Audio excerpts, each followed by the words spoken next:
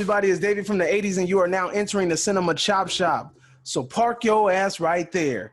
Today, we got a spoiler review. But before I get into that, make sure you hit the subscribe button at the bottom, somewhere down there. Go ahead and hit it. Don't waste time. Anyway, let's go. So today, we have a spoiler review for Antebellum. Now, I already did the spoiler-free review. You can go see that video if you want. But right now, I have a spoiler review. So this video was needed because they got people driving by on motorcycles doing wheelies. Anyway, so this video was needed because in my spoiler review, spoiler-free review, I can't really tell you much about why I didn't like the movie. Because if I told you why I didn't like the movie, you would be learning about the plot of the movie, and then I didn't want to give that away. So right now, I'm going to tell you exactly what I didn't really like about the movie. Now, basically, the movie is Janelle Monáe, and then the way that they set it up is that you have the first time period, you have the same character, the same looking person in this time period, and you have them working as a slave or whatever like that. Then boom, and maybe 30, 40 minutes in, it switches, goes into modern times, and then follows the same person, visually, like Janelle Monáe, follows her again, but in modern times. So in my head, I'm thinking, okay, this is some sort of time travel movie. And because she's like rubbing her hip and like walking or whatever, and you don't see the little mark on her hip. So I'm like, okay, this is like some time travel stuff. Okay, that's tight, right? Like, cool. And I thought that's what it was going to be. I thought it was going to be like, oh, you're communicating through dreams. I thought it was going to be something like that. And I'm like, man, that idea is pretty dope. Okay, let's see where this goes. So I was patient with the movie. The film is very slow. So I was patient with it to see where it was leading me, because I felt like where it was leading me was going to be tight, right? And once you hit that climax situation where they finally hit you with that bait and switch, that sleight of hand where they're like, you were looking this way, but really it was this, right? It turns out that they kidnapped old girl Janelle Monáe, and they put her on recreating a plantation somewhere in the South on a Confederate battlefield where they reenact wars. And I'm just sitting there like, really? Like this like, what? Because at first when I saw the captain dude and he pulled out the major and he pulled out a cell phone, I'm like, dude, ain't no way in hell they got cell phones in the 1800s. Like, what the hell is going on here? And he's like talking on the phone. I'm just like, dude, is this dude communicating with somebody in the future? Like, so I'm thinking it's time travel. I'm thinking, hey man, somebody from the past is somehow communicating with somebody in the present. They're somehow tied to their ancestors. That's what I was thinking. I was like, all right, cool, this is gonna be tight. And it turns out that they done kidnapped black people and then they put them on a plantation. I'm assuming smart black people. So it's like the intellectuals, the smart black people that are pushing this pro-black agenda and black liberation and things like that. They kidnapped them and they put them on a plantation. I'm just like, damn, that went left. That went kind of like off the box. Like, okay, like whatever, right? So the route that they led us to, in my opinion, was whatever. Like, it was a freaking mediocre twist. Like, I was like, really? Like, okay, like, I guess, like, that's fine. But at the end of the day, like, I really felt like the time travel thing would have been better. Like, that's what I felt like was going on in the trailer. I felt like there was some sort of time travel element.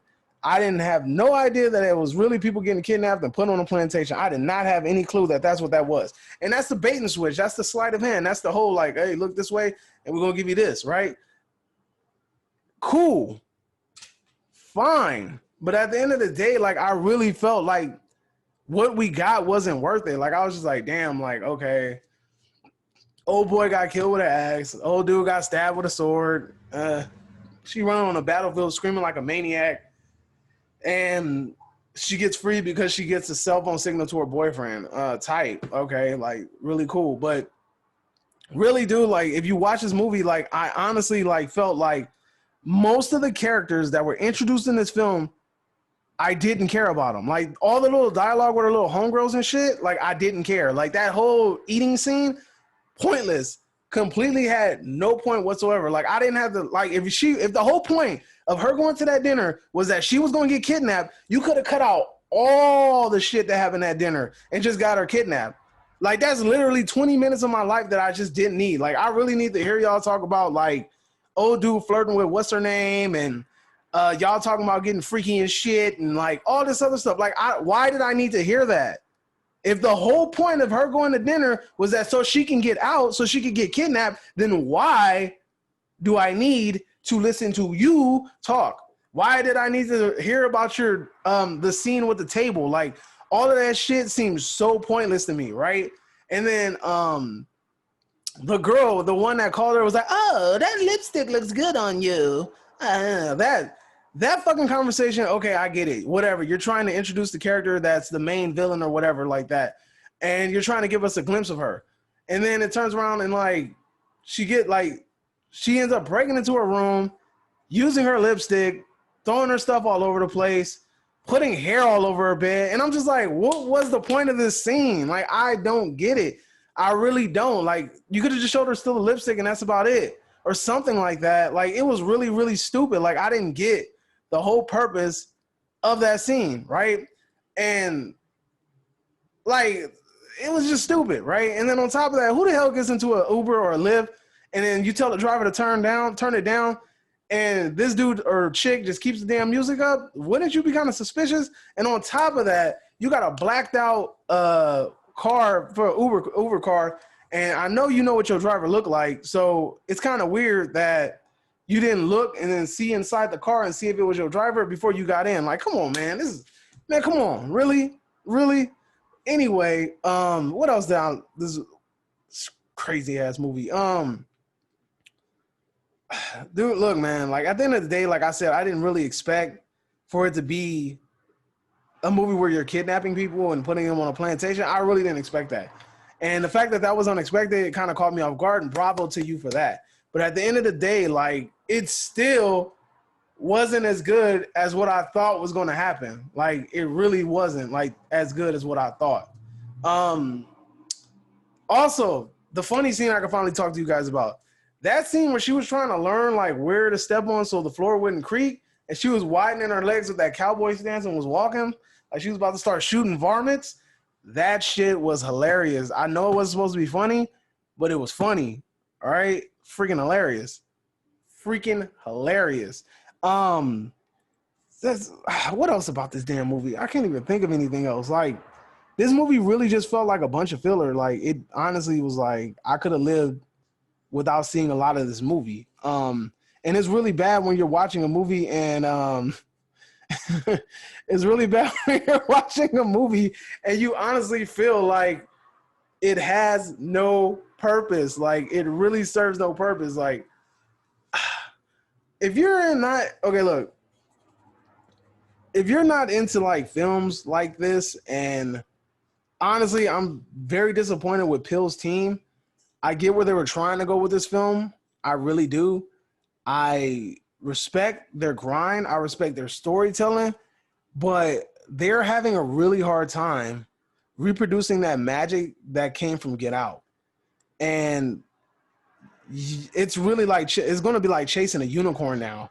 This is about 2 to 3 films, and then they produce Candyman. So I'm worried about Candyman now. So you have these films where they're touching on things, and I'm like, okay, but do you have to in this movie? Okay, look, there's a huge racial overtone of this movie, by as you can tell by the South and the slavery and everything like that. So there's a racial overtone in this movie, but at the end of the day, like, where they went with it kind of felt like it was like, it's kind of a reach, my dude, but okay, I can see where you're going with it. But to me, it just didn't deliver, man. Like, Get Out was like, to me, was like a perfect example. I'm mixing perfect and example together. Perfect example of what a movie or a horror movie or a thriller movie with racial undertones is supposed to be. That story had an amazing story. It had amazing paces. It had amazing characters. And honestly, like, every person in that movie served a purpose. And so far, it really feels like when you're watching the newer Peele movies that every character in these films don't serve a purpose. In Us, you have the dad. I felt like he served no purpose. I felt like the kids served no purpose. I felt like Lupita could have did that movie by herself and it would have been tight.